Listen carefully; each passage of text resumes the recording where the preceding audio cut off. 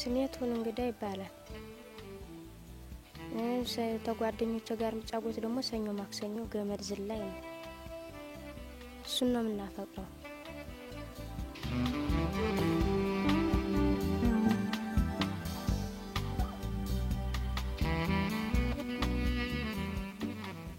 እኔ ሳረግዝ ምጡ ኃይለኛ ነው።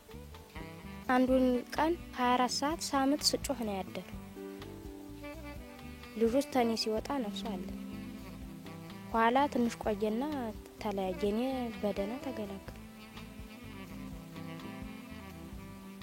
ልጅ ነፍሱ ሲወጣ ማለት ነው በጣም ነው የተቆረቆሩት። ወይ ልጅና አላገኘሁት ወይ ምን ጤናዬን አላገኘሁም ብዬ በጣም ነው የተቆረቆሩት።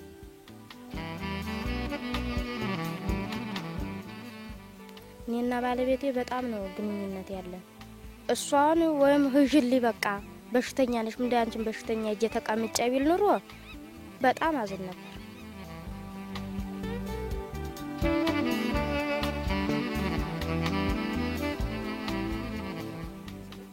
ስሜ ያወቃቸው ይባላል። የቱም ባለቤት ነኝ። የተጋባን 3 አመታችን ነው። ገጠር እርሻ መሬት ስለሌለን በሽመና ስራ ለመተዳደር ብለን ወደ ከተማ ገባን።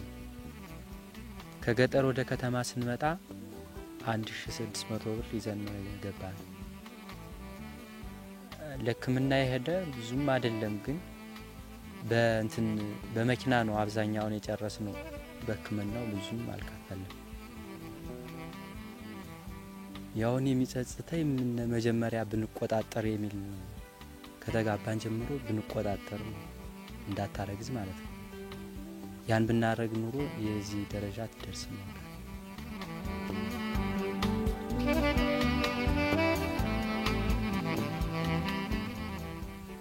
ፈሳሹ ሲፈስ አይሰማኝም። ግን መንገድ ላይ ስወድ በግሬ ወርድም ግን እዚህ ላይ ተጭኔ ዘንዳ ይመላልጠኛል። ኋላኔም እየቆየው ማልቀስ ነው። ሳለቀስ ባለቤቴም ሆነ እናቴ ተዋት አልቅሽ ይሉኛል። የጋን ጊዜ ነው ደግሞ በቃ አርው ጓደኞቼም ሆነ ምንም ሲጓጓዙ በዚያ ሳያቸው ነው ተኝቼ እነሱ ዝልል ሲሉ እኔም እኮ እንዲቹኝ ነው ስዘልው አልኩኝ አለቅሳለሁ። ብቻዬን እኔ ሳስብ በቃ እዚህ ከባለቤቴ ጋር ሆኜ ወይም ከእናት አባቱኛ መሞት አለብኝ እንጂ በጣም ነው ማዘን።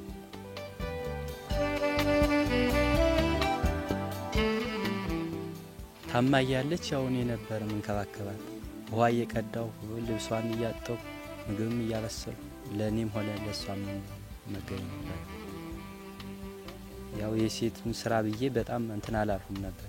ትንሽ ግን የከበደኝ ነገር አለ። እንጀራ ምናምን ስጋግር ግን በጣም እንትን ይሰማኝ ነበር። ጎረቤቶችም ሆነ ዘመዶቼ ምናምን ያልደን ስትል በቃ ተዋት ምናምን አንተ ትታመማለህ ትጎነጣለህ ምናምን ይሉ ነበር። እሷ ከመታመሟ በፊት እኔ ታምሜ ስለነበር ያው በቃ እንደ እናት እንደ አባት ሆና ነው አስታማ ያስነሳችኝ ማለት ነው። ስለዚህ ያው እሷ ደና ያለች ወድጄ ታማ ሳል እንዴት ጠላታለሁ እንዴት ፈታታለሁ የሚል ሐሳብ ኑሮኝ ነው አልፈታው።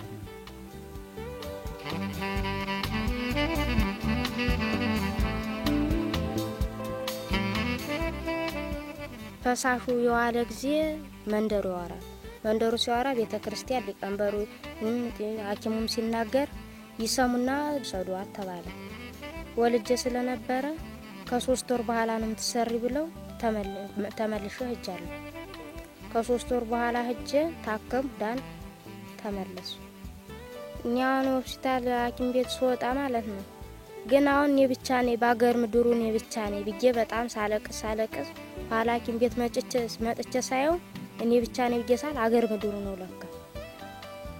እኔ ሴት ልጅ በወልድ ወደ ትዳር አልካት ወደት ነው መልካት ወደ ትምህርት ቤት ያው ትምህርት ቤት ተምራ ስጨርስ ያው ራሷን እንትን ብላ ማግባት ትችላለች እንጂ የኔውን ስላየው አልድራት